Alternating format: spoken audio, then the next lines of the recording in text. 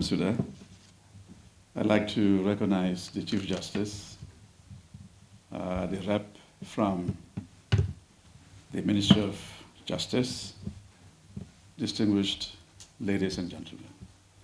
It is truly an honor to have been invited to this occasion, and I will forego my preliminary comments to go into the meat of my discussion. First, I wish to congratulate Satang and her co-editors, as well as the contributors to this volume. It is an excellent volume, I would say. It is well crafted. It is anchored in good methodological as well as theoretical foundations. And it has appeal that goes beyond the Gambia. What is also very fascinating about this book is the fact that it appropriates literatures from political science, global politics, from law, from comparative politics, as well as other disciplines that focus on gender, race, and many other sub-disciplines within the academy. For the benefit of time, I will just say that this book in itself represents a transition. In 1991, David Perfect and Arnold Hughes edited a volume on Gambian studies, and it was an excellent volume. In 2013, Ibrahim Assal, Ibrahim Assise, and I co-edited a volume on Gambian studies. This was published about 9 years ago. So really this, in some sense, represents a transition in and of itself. In other words, all the scholars, like myself, who are now retired, are passing on the baton to a young, very competitive, very well-trained academics and practitioners. So congratulations. And I believe that Gambian studies and African studies generally are in very good hands. And I commend you quite a bit. Now, in a sense, as I was saying earlier, this is a generational transition. And what is also important in talking about this book is that while it focuses on Gambia, it has universal appeal. Gambia has always been a lab for the testing, for the building of theories, as well as their application. So when we talk about human rights, especially social and economic rights, which had been derailed during the Cold War, and bringing it back in this post-Cold War period in itself is a major achievement. It is an old argument, but the book provides very refreshing details as far as economic rights are concerned, economic and social rights. This book is very timely. It is a very timely book. It comes on the heels of the gruesome murder of George Floyd in the United States, which sparked a global outrage in terms of racial injustice, inequality, and so forth and so on. I don't have time to get into all this. I'll just highlight them. The book is also timely because it also came to publication during COVID-19. COVID-19 lay bare the inequalities globally in terms of access to education, in terms of access to healthcare, gender, race, region, and the dichotomy, of course, between the developing, so-called developing countries and the so-called developed nations.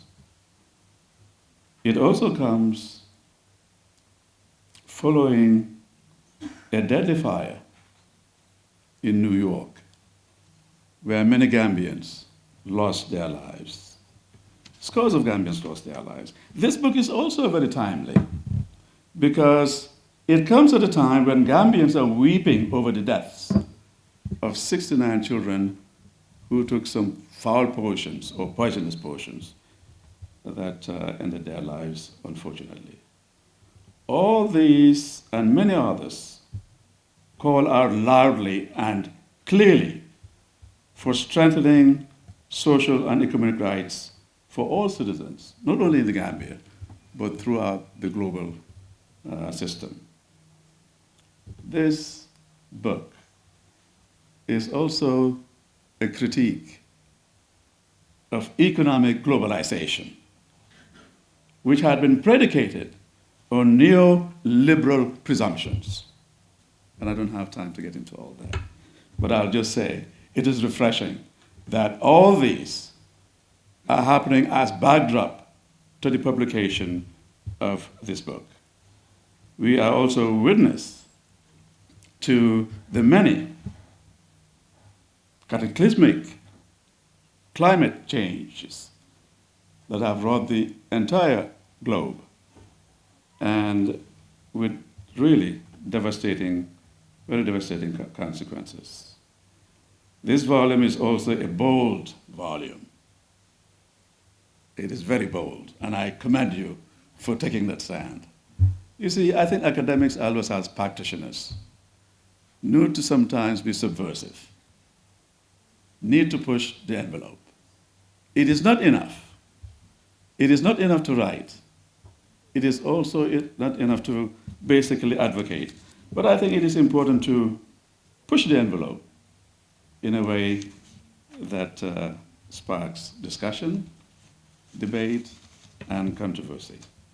So it is good, if nothing else, to problematize, to use your term, to problematize the issue of gender disparities, children, and to talk about the diaspora also in terms of their marginalization in this country. Now, talking about human rights from a socio-economic perspective is no longer considered Marxist. In fact, it is part of the mainstream. It has been part of the mainstream for some time to come. In fact, I say it is part of the liberal agenda. And I believe it is time that it becomes part of the law, part of the infrastructure to improve the living conditions of the poor, children, and the historically marginalized in this country, and clearly throughout much of the world. What I like about the volume, among other things, is that, as I said earlier, it brings together a variety of perspectives, methodologies, and this really lends credence not only to the work or the piece of work that has been done, but also to the critical stance that it ultimately takes. Legal studies must be critical, just like critical race theory, which is overtaking the United States and other places around the world. What I would say in conclusion is that